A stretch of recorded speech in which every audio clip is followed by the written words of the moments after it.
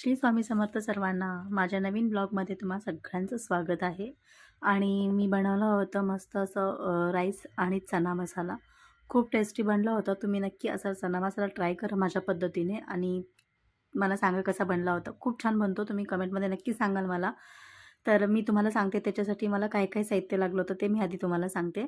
तर मी चणे भिजवलेले होते. ते चणे होते माझ्याकडे. ते चणे मी स्वच्छ पाण्याने धुवून घेतले. आणि त्याच्यानंतर मी त्याच्यामध्ये हळद आणि मीठ घालून ते शिजवून घेतले होते. मी खाली गॅसवरच ठेवलं होतं शिजायला. तर त्याच्यामध्ये मी मीठ वगैरे टाकलं होतं, हळद आणि ते आणि पाणी वगैरे टाकून मी छान असे 3 शिट्ट्या काढून घेतल्या होत्या त्याच्या. छान शिजलं होतं 3 शिट्ट्यांमध्ये. तुम्ही बघू शकता.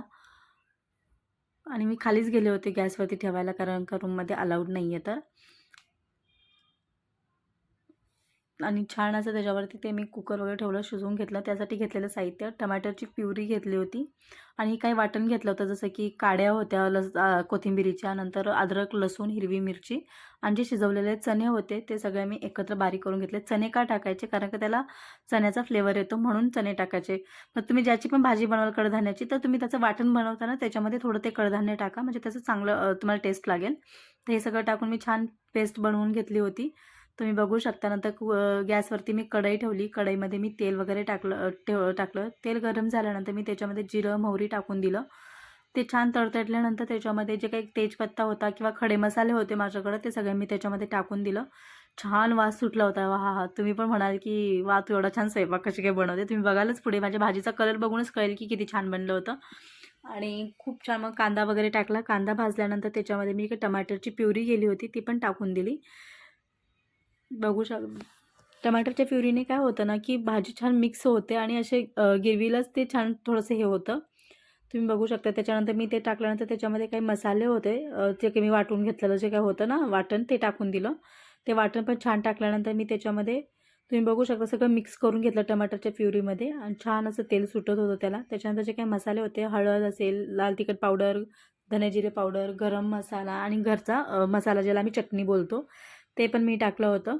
तुम्ही लोकं त्याला कांदा लसूण म्हणता, आम्ही त्याला चटणी म्हणतो. आमच्याकडे ते एकदमच वर्षभराचं करून ठेवलेलं असतं. तर ते होतं. ते पण टाकून दिलं माझ्याकडे आणि थोडंसं मिक्सरच्या भांड्यामध्ये पाणी घालून ते त्याच्यामध्ये टाकलं. छान असं त्याला हे मिक्स झालं होतं. खूप छान वास पण येत होता. एक तर भूक पण लागली होती. आणि तुम्ही बघू शकता. मग त्याच्यामध्ये काही चणे होते, मी शिजवलेले चणे, ते चणे पण त्याच्यामध्ये टाकून दिले. त्याच्यामध्ये पूर्ण मिक्स करून घेतले. आणि ते मिक्स करून घेतल्यानंतर अजून थोडंसं मी पाणी वाढवलं कारण का ते मला भातासोबत खायचं होतं ना म्हणून.